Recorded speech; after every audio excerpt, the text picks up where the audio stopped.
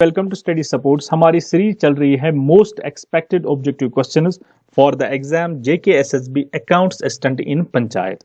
Already हमने 3 videos इसमें discuss किए हैं और उनकी मैंने लिंक डिस्क्रिप्शन में रखी है और आज हम पार्ट 4 डिस्कस करेंगे। ओके, सो पार्ट 4 में हम डिस्कस करेंगे questions from 46 to 60 questions. Okay, असल में हमारा सिलेबस जो जा रहा है वो है that is the section first general knowledge with special reference to J and K. इसी पे हम क्वेश्चंस डिस्कस कर रहे हैं।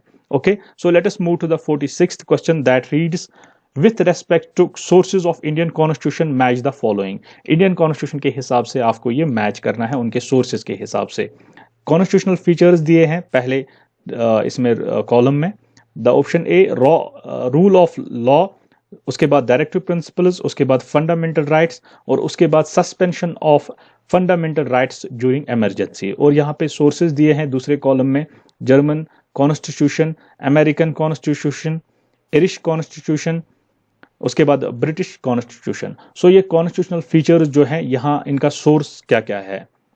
सो इनका जो सोर्स है that is option B correct है, यानी रूल ऑफ लॉ जो है that has been taken from British constitution और जो directive principles of state policy है वो लिया गया है आयरिश कॉन्स्टिट्यूशन से। ओके, उसके बाद फंडामेंटल राइट्स जो लिए गए हैं वो लिए गए हैं अमेरिकन कॉन्स्टिट्यूशन से और suspension of fundamental rights during emergency that has been taken from German constitution. Okay, so आप देख सकते हैं आपके सिलेबस में ये तीनों चीजें हैं, फंडामेंटल राइट्स हैं, डायरेक्टिव प्रिंसिपल्स हैं और सस्पेंशन ऑफ फंडामेंटल राइट्स भी इंपॉर्टेंट है और रूल ऑफ लॉ जो है ये भी फंडामेंटल राइट्स के अंडर आता है। सो ये आपके सिलेबस के हिसाब से एक पोटेंशियल क्वेश्चन है और इनके मैंने सोर्सेज भी दिए हैं यहाँ पे। सो अगर आप कम से कम इतना सोर्सेज आप याद रख लो क्योंकि आपके सिलेबस में है, सो इतना कम से कम आ सकता है। ओके, सो मैंने यहाँ पे उसके बावजूद भी सोर्सेज दिए हैं।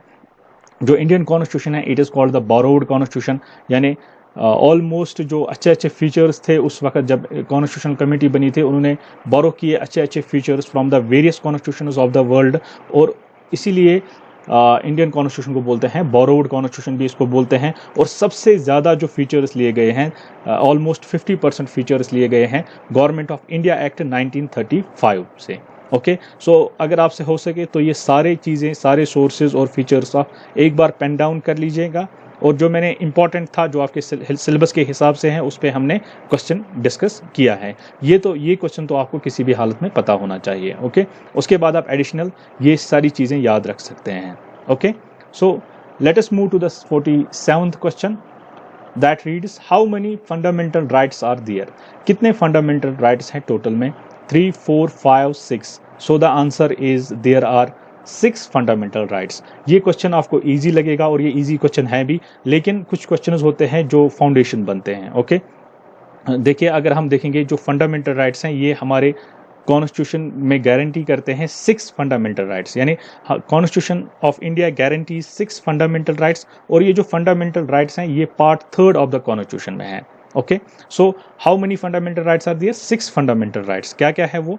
Right to equality, right to freedom, right against exploitation, cultural and educational rights, right to freedom of religion, right to constitutional remedies. और मैंने एक क्वेश्चन में बोला था, डॉक्टर BR अम्बेडकर ने बोला है राइट टू कॉन्स्टिट्यूशनल रेमेडीज जो है इसको उन्होंने बोला है heart and soul of the constitution. Okay, so total में 6 फंडामेंटल राइट्स हैं, ये आप याद रख लीजिएगा और एक एक करके राइट टू इक्वलिटी पहले पढ़िएगा, उसके बाद राइट टू फ्रीडम और इसी तरह से आप बाकी फंडामेंटल राइट्स पढ़िएगा।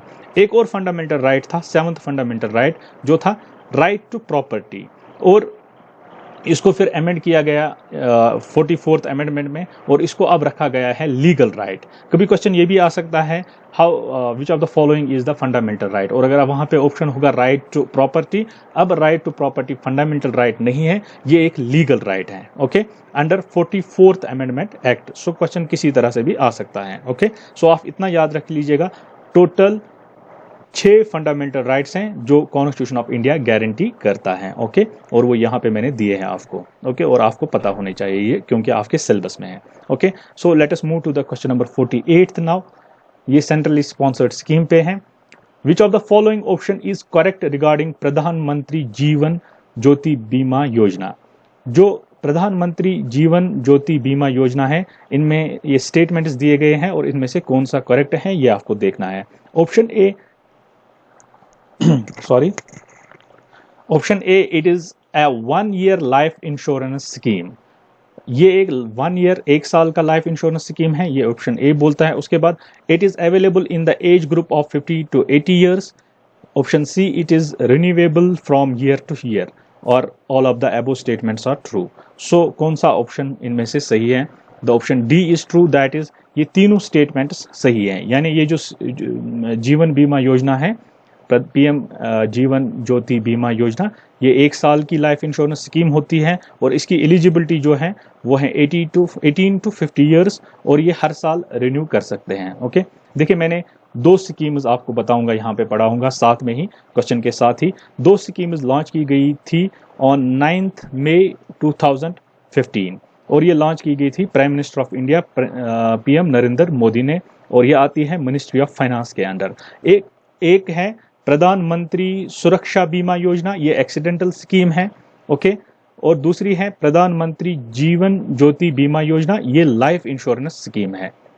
जो प्रधानमंत्री सुरक्षा बीमा योजना स्कीम है ये एक्सीडेंटल स्कीम है, और ये है फॉर 2 लाख रुपीज तक ये स्कीम है, और इसका एनुअल प्रीमियम जो है वो है सिर्फ 12 रुपया पर एनम। ओके, और ये स्कीम के लिए एलिजिबल कौन है? सारे बैंक होल्डर्स, इसके लिए सेविंग बैंक अकाउंट एक होना चाहिए। सारे बैंक होल्डर्स इसके लिए एलिजिबल हैं जिनकी एज आती है 15 to 70 ईयर्स। ओके, और ये इंश्योरेंस स्कीम जो है अगर परमानेंट डिसेबिलिटी होगा एक्सीडेंट के बाद, ये उसको भी कवर करती है। ओके, और इसका भी पीरियड है 1 ईयर। ओके, जो पीरियड है from 1 June to 31 May. Okay, उसके बाद जो है प्रधानमंत्री जीवन ज्योति बीमा योजना, ये एक लाइफ इंश्योरेंस स्कीम है और ये भी 2 लाख की स्कीम है, और इसका एनुअल प्रीमियम जो है वो है ओनली 330 रुपीज। 330 रुपीज इसका सिर्फ एनुअल प्रीमियम है। और एलिजिबिलिटी क्या है इस स्कीम के लिए? All bank holders from the age group of 18 to 50 years, और अगर कोई 50 साल का होगा, अगर वो स्कीम लेगा उसको है टिल 55 ईयर्स तक। ओके, और ये लाइफ इंश्योरेंस स्कीम है। ये this is a life insurance scheme amount for life insurance amount जो होता है that is given to your family in your absence, और इसका भी पीरियड 1 साल है फ्रॉम 1 जून to 31 मई। उसके बाद आप इसको रिन्यू कर सकते हो, या आप बैंक में इसको ऑटो रिन्यू कर सकते हैं, और हर साल इतना प्रीमियम फिर आपके अकाउंट से कट जाएगा। 330 पर एनम रुपीज आपके अकाउंट से कट जाएगा, और ये जो एक्सीडेंटल स्कीम है इसमें 12 रुपया कट जाएगा। ओके, सो ये दोनों स्कीम्स इंपॉर्टेंट है और एक ही दिन लॉन्च हुई थी 9 मई 2015। ओके, उसके बाद हम मूव करते हैं अपने 49th क्वेश्चन पे। It is about the crops, J&K crop, that is consider the following statements about Kashmiri saffron. Kashmiri saffron के बारे में आप नीचे स्टेटमेंट्स देख लीजिएगा। पहला स्टेटमेंट है the saffron available in Kashmir is of 3 types, lachha saffron, mongra saffron and gucchi saffron. यानी जो कश्मीर सैफरॉन है वो 3 वेराइटीज में है, lachha saffron, mongra saffron and gucchi saffron. उसके बाद दूसरा statement, it is believed to have been introduced in Kashmir by central Asian immigrants around 1st century BC। ये माना जाता है कि जो कश्मीरी सैफरॉन है ये यहाँ पे इंट्रोड्यूस किया गया है सेंट्रल एशियन इमिग्रेंट्स ने around 1st century BC। And question third, it has been given statement third, it has been given the geographical indication tag by the geographical indication registry. इसको geographical indication tag मिला है by geographical indication registry of from India. Okay, it rejuvenates health and is used in cosmetics and for medical purposes. ये health, cosmetics and medical purpose के लिए use होता है। सो इनमें से कौन सा स्टेटमेंट सही है अबाउट द कश्मीरी सैफरॉन? इनमें से सारे स्टेटमेंट्स सही हैं। इसकी 3 वेराइटीज़ हैं, ये इंट्रोड्यूस किया गया है सेंट्रल एशियन इमिग्रेंट्स ने, और ये जो क्वेश्चन मैंने इसलिए यहाँ लाया है क्योंकि recently Kashmiri saffron got geographical indication tag. So ये करंट अफेयर्स के साथ भी ये क्वेश्चन रिलेटेड हैं। ओके, और ये पोटेंशियल क्वेश्चन है क्योंकि इसको रिसेंटली मिला है जोग्राफिकल इंडिकेशन टैग। और वो क्या होता है geographical indication tag? Geographical indication tag जो होता है, मैं आपके इंफॉर्मेशन के लिए बोलता हूँ, इट इज़ ए नेम या एक साइन होता है जो सर्टेन प्रोडक्ट्स को दिया जाता है, लेकिन ये उनको इसलिए दिया जाता है because of the geographical location, यानी ये जहाँ पे होते हैं जोग्राफिकल लोकेशन या इनका ओरिजिन वहाँ पे होता है। ये किसी टाउन या किसी रीजन को दिया जाता है या किसी कंट्री को दिया जाता है। चूंकि इंडिया है वर्ल्ड ट्रेड ऑर्गेनाइजेशन का मेंबर, इंडिया ने एक्ट बनाया इसके लिए, geographical indications of goods registration and protection act India ने बनाया इन 1999 में। और उसके बाद ये एक्ट फोर्स में आया फ्रॉम 15 सितंबर 2003 में। और जो दार्जिलिंग टी आपने नाम सुना होगा, फेमस टी है Darjeeling T, that became the first product जिसको जोग्राफिकल इंडिकेशन टैग मिल गया इंडिया में इन 2004 एंड 2005 में। ओके, और आप बोलोगे इसका सिग्निफिकेंस क्या होता है? इसका ये सिग्निफिकेंस होता है, मैं आपको शॉर्ट में बताऊं, आपने सुना होगा इंटेलेक्चुअल प्रॉपर्टी राइट्स के बारे में, जैसे कॉपीराइट, पेटेंट, ट्रेडमार्क, बिल्कुल ऐसा ही सिग्निफिकेंस होता है जोग्राफिकल इंडिकेशन टैग का। Okay, so geographical indication tag Kashmiri saffron को रिसेंटली मिला, इसीलिए मैंने ये क्वेश्चन रखा है, और ये करंट अफेयर्स में भी क्वेश्चन है और अच्छा क्वेश्चन है। ओके, सो उसके बाद ये सर्टिफिकेट है दी जाती है, और this is Kashmiri saffron. Kashmiri saffron का मैंने एक फोटो यहाँ पे रखा है, एंड कश्मीरी सैफरॉन वर्ल्ड में फेमस है। ओके, सबसे ज़्यादा सैफरॉन या ज़ाफ़रान या कुंग भी इसको बोलते हैं, ये वर्ल्ड में सबसे ज़्यादा ईरान प्रोड्यूस करता है, उसके बाद इंडिया, लेकिन वर्ल्ड में सबसे बेस्ट क्वालिटी जो मिलती है वो मिलती है फ्रॉम कश्मीर। ओके, और कश्मीर में स्पेशली फ्रॉम द पांपोर जो रीजन है, पांपोर को बोलते हैं टाउन ऑफ सैफरॉन, किश्तवाड़ में भी होता है, बडगाम में भी, लेकिन सबसे ज़्यादा प्रोडक्शन इसकी होती है that is from Pampore town. Okay, और ये वर्ल्ड में सबसे बेस्ट मिलता है कश्मीर से ही, और सैफरॉन इज़ ये बहुत अच्छा प्रोडक्ट है for beauty and medical health के लिए, ये बहुत ही अच्छा प्रोडक्ट है। Okay, then moving to the question number 50, who constructed Chashme Shahi? Okay, so Chashme Shahi किसने बनाया है? Dara Shikoh, Jahangir, Shahjahan, Akbar? The answer is Chashme Shahi was built by Shahjahan. देखिए, चश्मे शाही एक मुगल गार्डन है, ये 1632 में बनाया गया है बाय अली मर्दान खान, जो गवर्नर थे शाहजहां ने, और शाहजहां ने ये बनाया है अपने बड़े बेटे के लिए बनाया था, दैट इज दारा शिकोह। और आपको मैंने बार बार बोला है, डल लेक के साइड में आता है जबरवन माउंटेन रेंज, जो आप डल लेक के साइड में माउंटेन रेंज देखते हो उसको बोलते हैं जबरवन माउंटेन रेंज, और ये चश्मे शाही भी वहीं पे है। अगर आप देखोगे चश्मे शाही के ऊपर आता है परी महल। चश्मे शाही चूंकि शाहजहां ने बनाया था दारा शिकोह के लिए, जो उनके बेटे थे, बड़े बेटे थे, और फिर दारा शिकोह ने बनाया है चश्मे शाही के ऊपर आप जाओगे वहां पे परी महल है। ओके, वो फिर दारा शिकोह ने बनाया था अपने गुरु के लिए, और वहां पे वो पढ़ते थे एस्ट्रोलॉजी, दारा शिकोह वहां पे एस्ट्रोलॉजी पढ़ते थे, एस्ट्रोनॉमी पढ़ते थे। ओके, और अगर आप चश्मे शाही की बात करोगे, 3 मुगल गार्डन्स हैं श्रीनगर में, उनमें से सबसे छोटा गार्डन है चश्मे शाही, सबसे बड़ा है शालीमार, और दूसरे नंबर पे है Nishat garden. Okay, Nishat garden को बोलते हैं गार्डन ऑफ ब्लेस भी।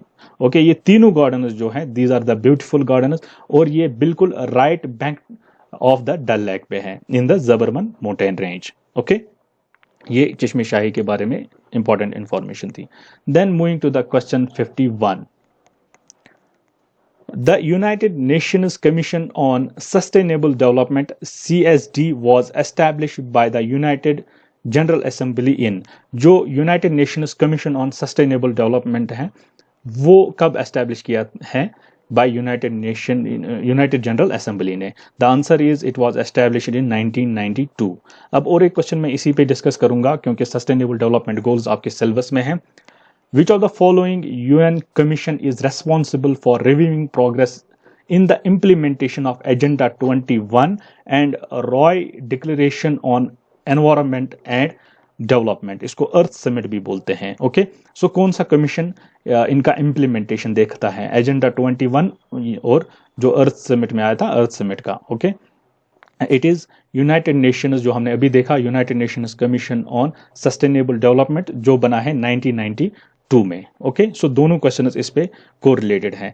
देखिए, जो United Nations commission on sustainable development है, ये बॉडी आती है under United Nations economic and social council के अंडर आती है, और इसका काम होता है to see the outcomes of United Nations conference on environment and development, यानी जो इसको फेमसली बोलते हैं अर्थ समिट, उसके आउटकम्स इसको देखने हैं। और ये बनाया गया है 1990 दिसंबर 1992 में। ओके, और मैंने बोला इसका ये काम होता है to implement the recommendation on in chapter 38 of agenda 21, and जो एक एजेंडा 21 एक लैंडमार्क एग्रीमेंट था, इन जून 1992 में इसको असाइन किया गया है under United Nations conference on environment and development, जिसको अर्थ समिट भी बोलते हैं, और ये हेल्ड हुई थी in Rio de Janeiro, that is in Brazil. Okay, so जो सस्टेनेबल डेवलपमेंट गोल्स हैं, ये क्वेश्चन उसमें आ सकता है। और मैंने आपको बोला है जो सस्टेनेबल डेवलपमेंट गोल्स हैं, टोटल 17 गोल्स है, और मैंने आपको दिया था एक क्वेश्चन में, और मैंने बोला था आप वो पेन डाउन कर लीजिएगा। आप यहाँ पे फिर से देख लीजिए, यहाँ पे फिर से देख लीजिए आप, क्योंकि जितना आप रिपीट करोगे उतना आपको याद रहेगा, और ये इंपॉर्टेंट है आपके सिलेबस के लिए, और जितनी बार आप इसको रिपीट करोगे उतना आप एग्जाम में आपको फिर बाद में याद रहेगा। सो टोटल 17 है। पहला है no poverty, second no hunger, then यानी कोई गरीबी नहीं रहनी चाहिए, कोई भूखा नहीं रहना चाहिए।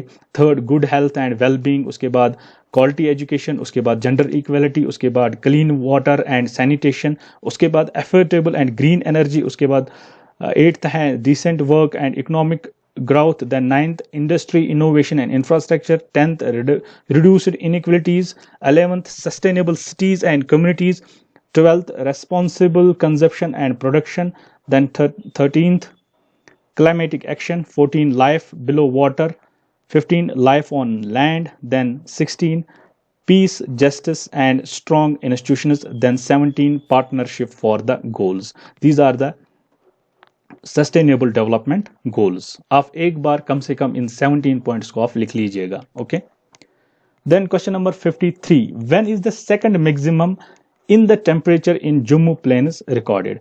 जो टेम्परेचर जम्मू प्लेन्स में होता है उसमें दो मैक्सिमम होते हैं, एक आता है जनवरी मई एंड जून में आता है, और सेकंड कब आता है, क्या ये फर्स्ट वीक ऑफ जून में आता है, या सेकंड हाफ ऑफ जून, या फर्स्ट हाफ ऑफ सितंबर, या second half of September. The answer is जो सेकंड मैक्सिमम इन टेम्परेचर होता है जम्मू प्लेन्स में, ये आता है second half of September. Okay, उसके बाद which of the following is cool night wind blowing in Jammu plains. इनमें से कौन सी है जो है कूल नाइट विंड है जो जम्मू प्लेन्स में ब्लो करती है, दादू, लू, नन ऑफ द एबो, और बोथ ऑफ द एबो। ओके, इनमें से कौन सी विंड है जो कूल है लेकिन एक नाइट में आती है ये wind. The answer is it is Dadu.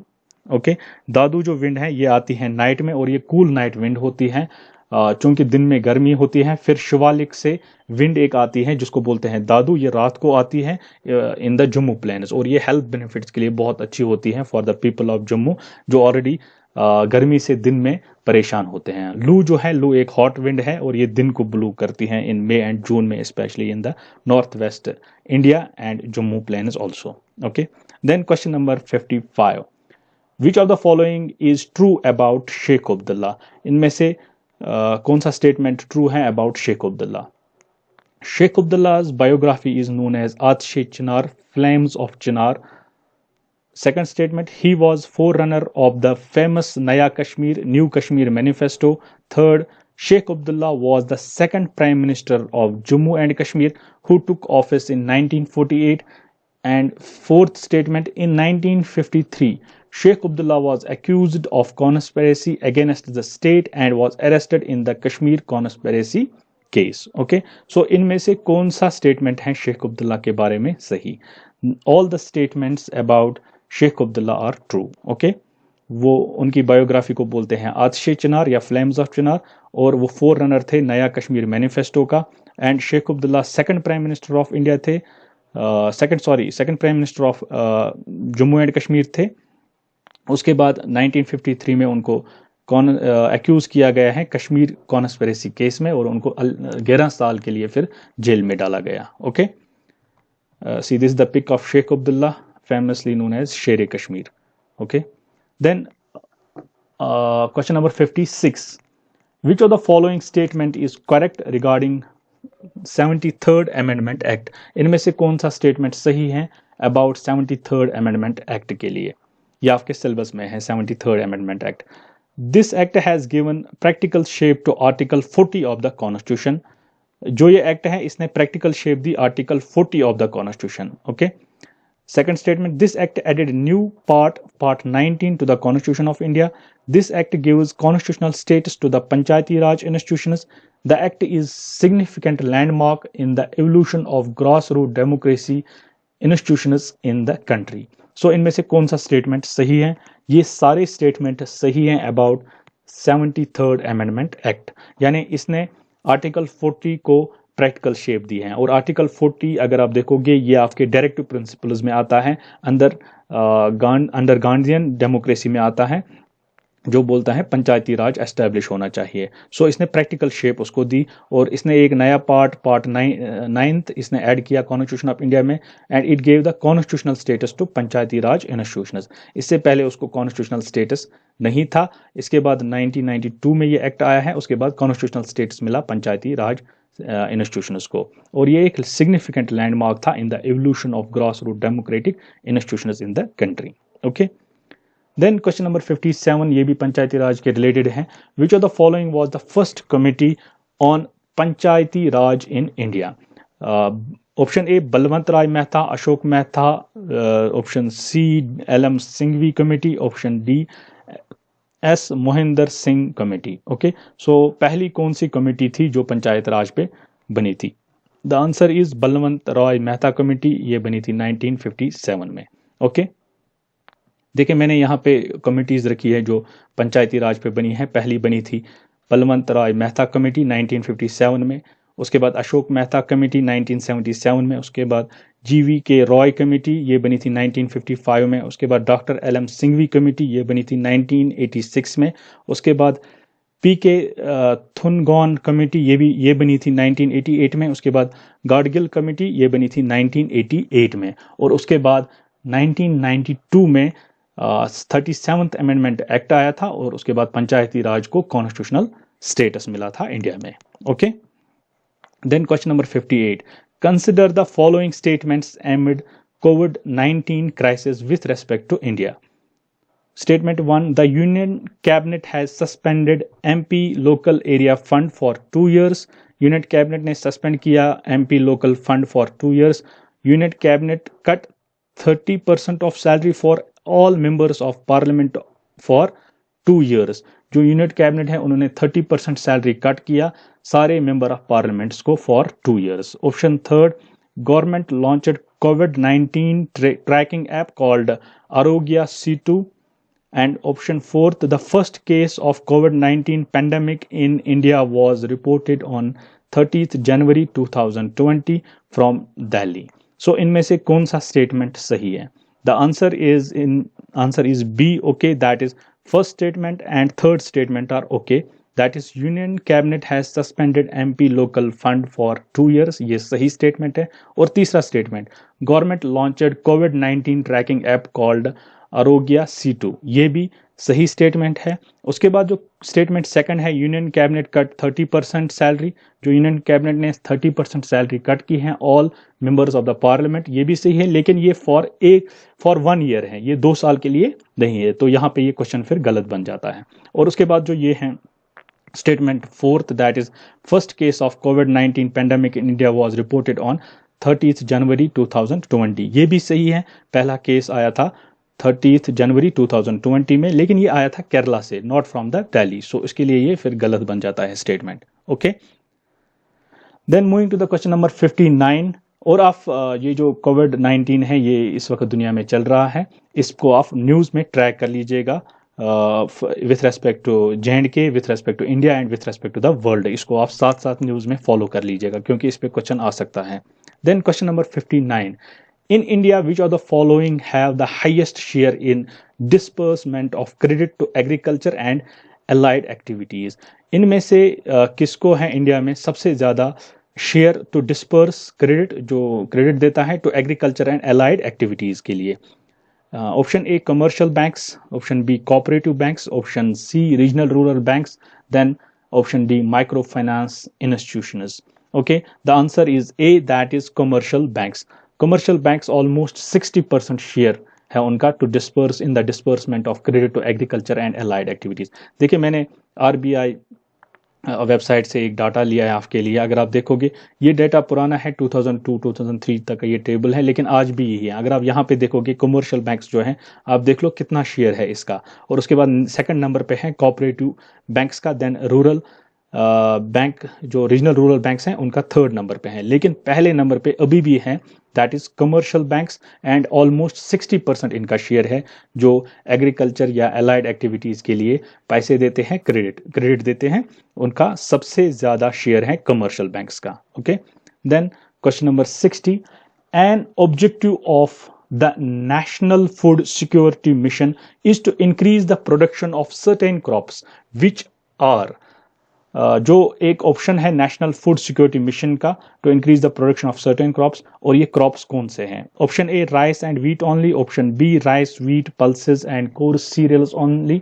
Option C rice wheat and pulses only, option D rice wheat pulses oil seeds and vegetables. The answer is B, that is rice wheat pulses and coarse cereals only. Okay, देखिए जो national food security mission है ये एक centrally sponsored scheme है जिसको launch किया गया है 2007-2008 में इसको लॉन्च किया गया था to increase the production of, पहले तीन ही क्रॉप्स थे, that were rice wheat and pulses. Okay, इनकी जो प्रोडक्शन है उसको इंक्रीज करना था through area expansion and productivity enhancement, restoring soil fertility and productivity, creating employment opportunities and enhancing farm level economy. Okay, उसके बाद कोर्स सीरियल्स जो हैं ये इस मिशन में लाए गए फ्रॉम 2014 एंड 2015। सो टोटल है rice wheat pulses and coarse cereals. Okay, so national food security ये क्रॉप में भी क्वेश्चन आ सकता है और सेंट्रली स्पॉन्सर्ड स्कीम में भी क्वेश्चन आ सकता है। ओके, सो अब हम नेक्स्ट वीडियो इसके बाद डिस्कस करेंगे, उसमें हम फिर से 15 क्वेश्चन डिस्कस करेंगे on general knowledge with special reference to J&K। So अगर आपको ये अच्छा लगे तो do like, do share, do subscribe and thanks for watching.